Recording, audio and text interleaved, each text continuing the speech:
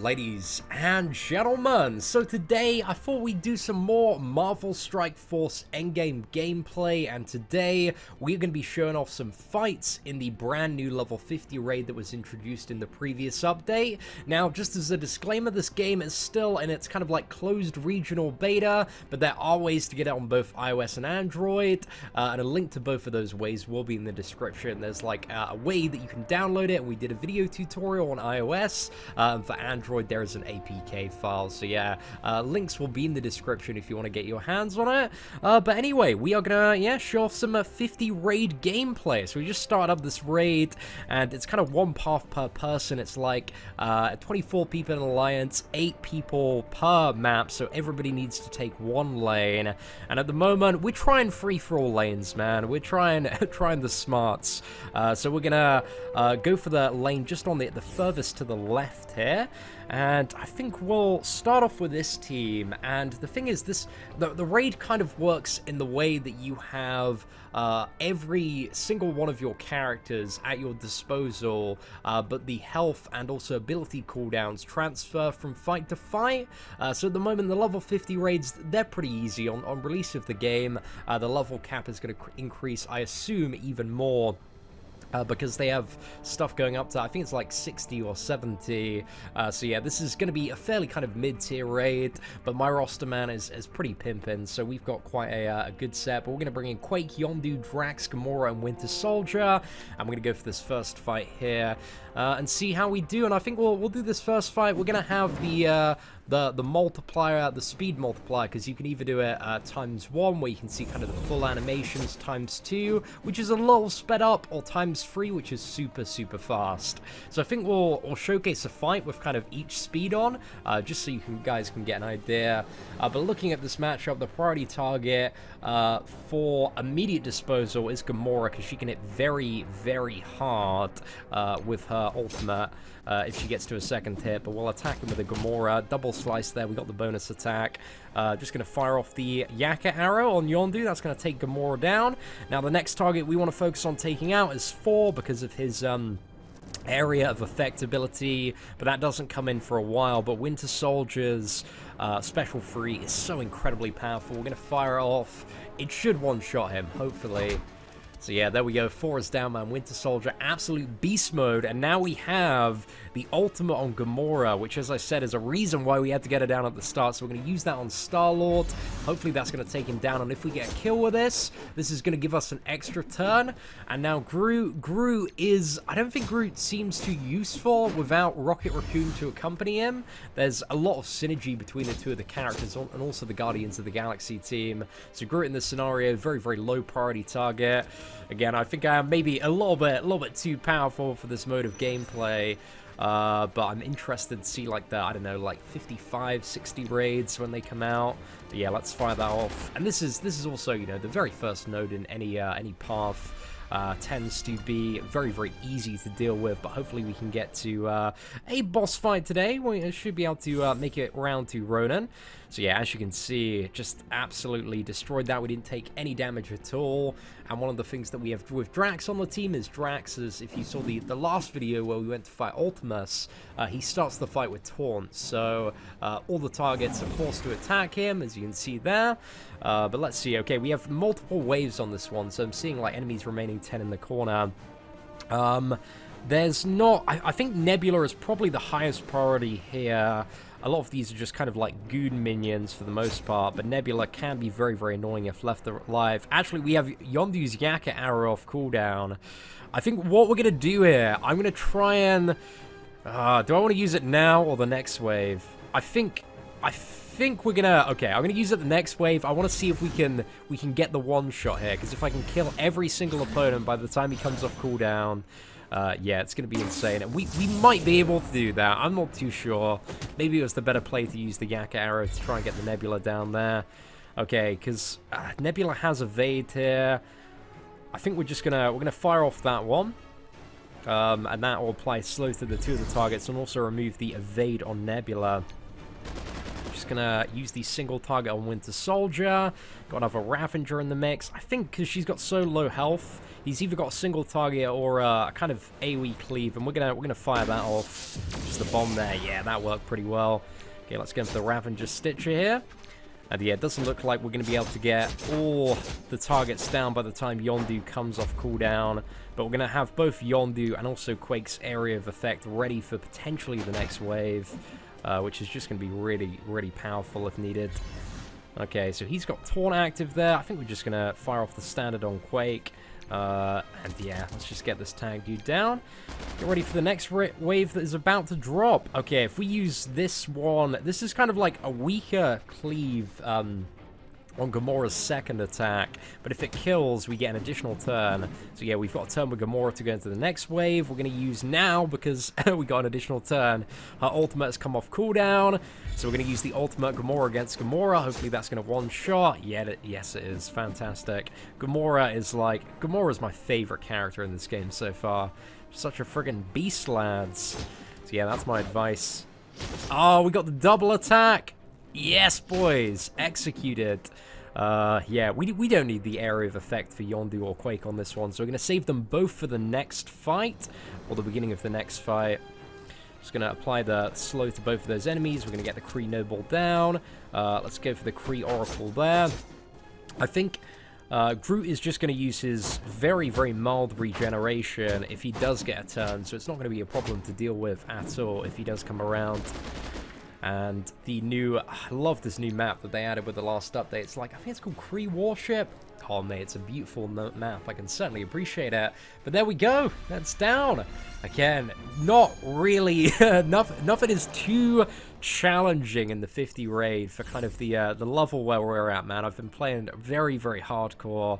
Well, not very, very. This game, like, in comparison to Marvel Contest of Champions, requires like 1/50th of the time on a daily basis. Like, it is a very, very easy game to keep up with, which is part of, well, you know, the big appeal for me, man. I like the casual grind, and for something like this mode of gameplay, you only need to participate once every like 12 and a bit hours instead of having like a move every 5 hours or so, because it takes 12 hours for your energy to kind of fully recharge. I think it's actually 12 and a half hours, so that's pretty cool. However, here we have yeah, okay, we got the Yondu and the Gamora and the Nebula. They're all pretty high priority targets, so at this point I'm quite glad we've saved a lot of the very powerful AoE, especially considering they're hidden behind two extremely potent taunters.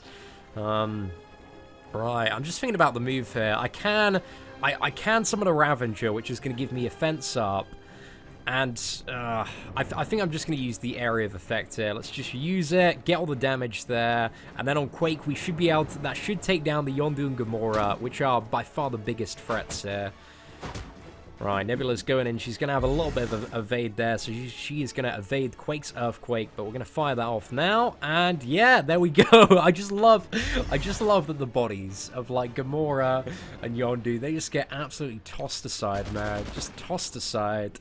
But there we go. Okay, let's use that, because then we get an additional turn with Gamora. We can snipe. Oh, okay, I'm going to save the ultimate for the start of the next fight. I think that's a good plan there. We're just going to slash in with Drax, fire off the Yaka arrow, and that's that wave dealt with. Not too bad. Not too bad at all, lads. Right, so let's go ahead and move on to fight number 4, and also we got one more point of energy, so we can also do the mini boss fight as well, which I don't think is anything too crazy, but hey, it's going to be fun. So we got the Kree. I think the majority of maps in this raid that you queue into tend to be the Kree Warship. A lot of Guardians of the Galaxy heroes as well. Okay, I think Gamora needs to go down because she can attack before Yondu will. So we're going to fire our ultimate into Gamora. Hopefully it's going to be enough to get her down. Wonderful, we got the bonus turn. So now there's a chance, if we get this second bonus attack, that we can one-shot this Yondu right here. There we go. Oh, that's why I love Gamora, man. She's so friggin' good. I cannot appreciate this character enough.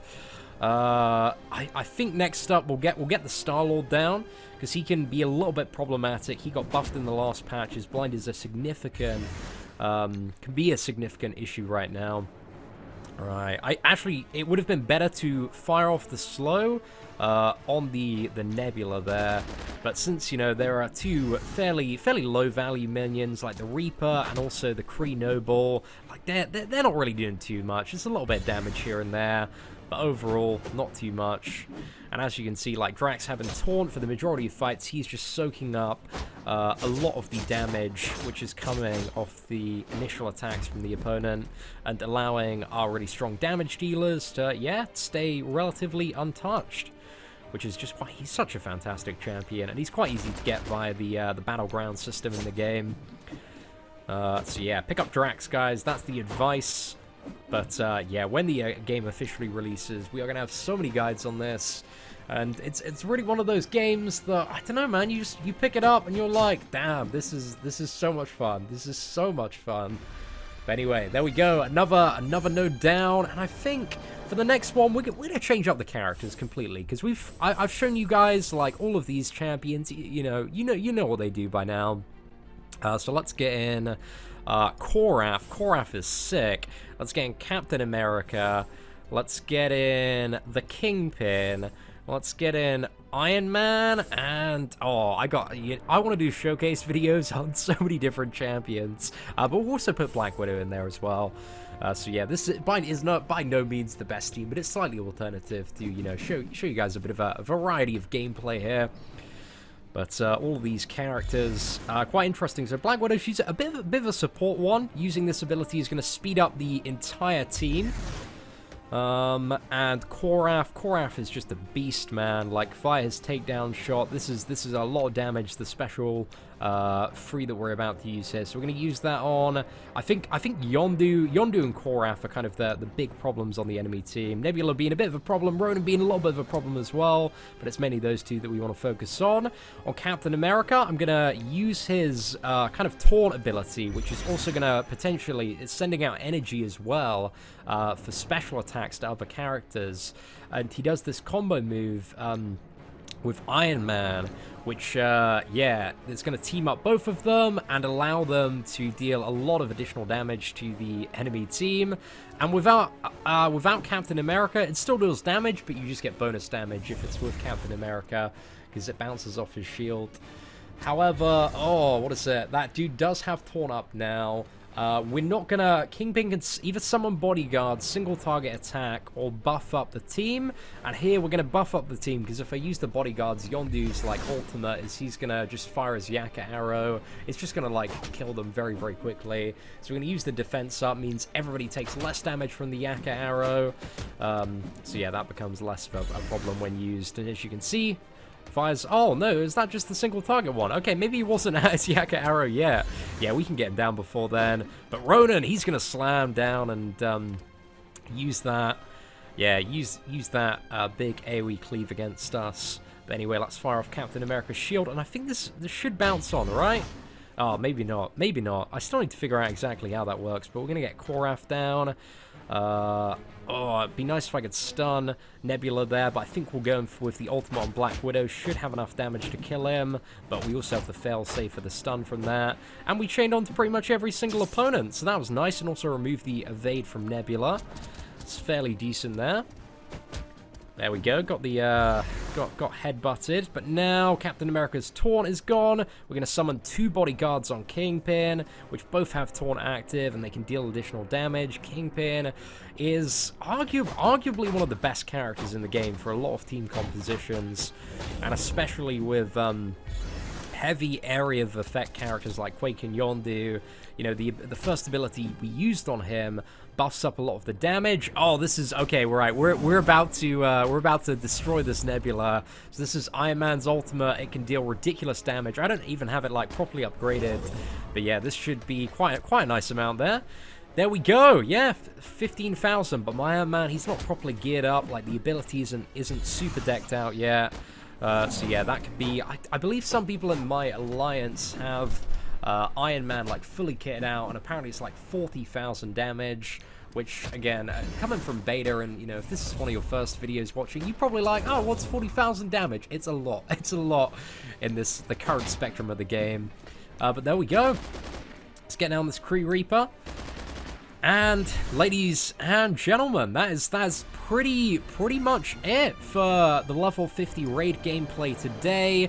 As you can see, just to see how it further snakes around, it's kind of two people for every little section here. So I've also got Juice Wolf, who's joined me on this path. But yeah, there are a few more fights that we're going to do over the next, like, few hours. And then moving on to the final boss, which is, like, the Guardians of the Galaxy. It's like all of the, the Guardians of the Galaxy teams. So you got Drax, Gamora, Groot, Rocket Raccoon, Star-Lord, Nebula, Yondu. And I think by far that's the most problematic node, because when they all come together, they have some pretty nasty synergies. But over this side, you have a bit of a, it's a bit of a, like, a shield and defenders boss. I haven't fought that one because I usually go left side. But Nick Fury, man, Nick Fury is crazy. Also got Black Panther there. So yeah, I can imagine that one's a bit of a pain in the ass as well. But anyway, ladies and gentlemen, hopefully you enjoyed kind of this early look at level 50 raids in Marvel Strike Force.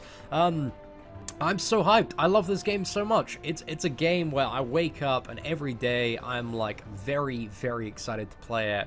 And I'm genuinely surprised how much this game has managed to capture my attention. Because I played Star Wars Galaxy of Heroes for a while, and I really liked that game, but I feel like I didn't really have the pull of the Star Wars franchise, because I like Star Wars, but it's not something that, like, I absolutely love. But when it comes to Marvel, like, you know, having such a big attachment to a lot of the characters via the movies, and like a couple of years playing Marvel Contest of Champions, and seeing like all the setups, combos, and interactions in this game, I just find it so much fun, and I'm really looking forward to when this game releases, to see kind of some of the end game challenging content, like the big difficulty stuff, because that's what I'm really interested in.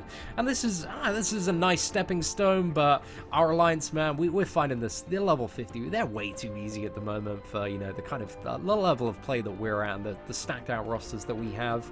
But I'm excited, man. I'm really excited. But anyway, ladies and gentlemen, if you like Marvel Strike Force content, feel free to smash that like button. That'd be greatly appreciated. Apart from that, thank you very much for watching. Take care and have an absolutely fantastic day.